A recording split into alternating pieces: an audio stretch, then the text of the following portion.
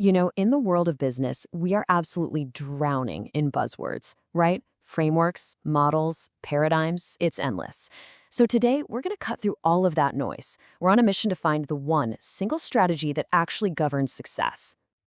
Okay, so let's just dive right in. I want you to imagine for a second that you could peel away all those layers of corporate jargon. The operating models, the architectural abstractions, the endless slide decks. What are you actually left with when all that is gone? And that's really the big question here, isn't it? We are going to try and uncover the one single principle that, if you get it right, kind of makes everything else just fall into place. And, well, if you get it wrong, nothing else you do even matters. To start, we really need to talk about the illusion that so many organizations fall for. And that's the belief that strategy itself is the goal. I mean, look at this list. We spend countless hours, right, debating these concepts. And look, they can be useful tools, but that's all they are. They're just tools. And way too often, they just end up obscuring the fundamental point, making us feel really busy while we're actually just drifting into irrelevance. Now, think about this for a second. This is a pretty big claim. We're all taught to chase profits, to build a powerful brand, and to dominate the market. But what if those aren't the real goals? What if they're just the results, the side effects of getting one other more important thing right first? Okay, so if all that stuff is just an illusion, then what's the reality? Let's get down to the simple and, yeah, sometimes uncomfortable truth that's really at the heart of every single successful business. This is it. Seriously, forget the corporate structure for a minute. At the most basic, primal level, a business is just an ecosystem. On one side, you have demand, a need, a desire, a problem that needs solving. And on the other side, you have supply, the thing that solves it. And this dynamic is absolutely timeless. It doesn't matter if you're selling bread, or heaters, or a streaming service. The fundamental exchange is always the same. You are fulfilling a real human need. It's that simple. And this right here, this brings us to the most crucial point. This is the only strategy that truly matters, to continuously sense what people actually need, not what you wish they needed or what you think they need, and then deliver it. It sounds simple, right? But in practice, it's incredibly difficult to do.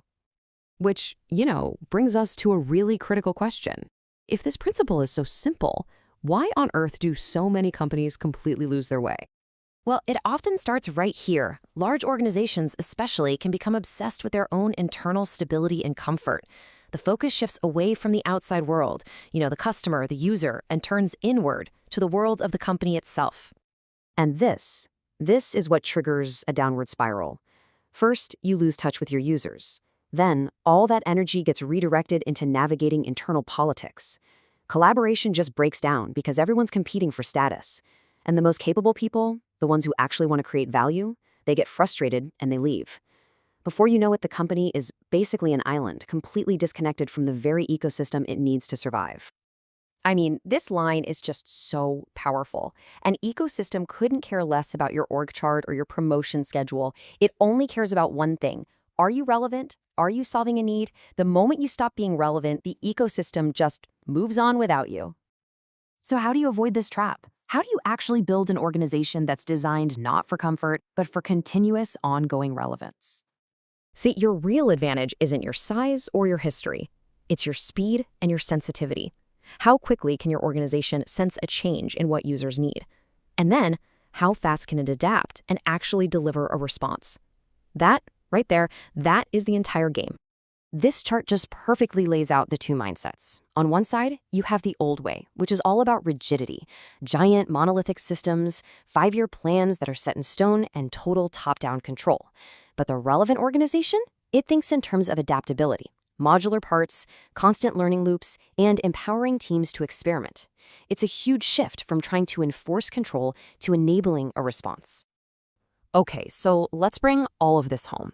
This brings us to our final section, where we get to redefine the true purpose of all those strategic tools we talked about way back at the beginning.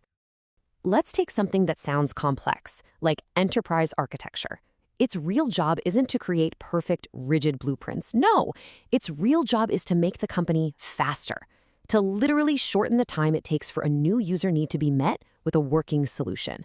That's it. And that idea applies to everything: strategy, technology, business models, all of it.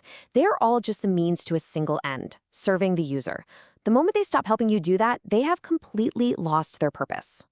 So we'll end with this one question, because it's the one that cuts through everything else. Is your organization, your team, even your own work focused outward on the real needs of the ecosystem? Or is it turned inward, focused on serving its own comfort and its own complexity?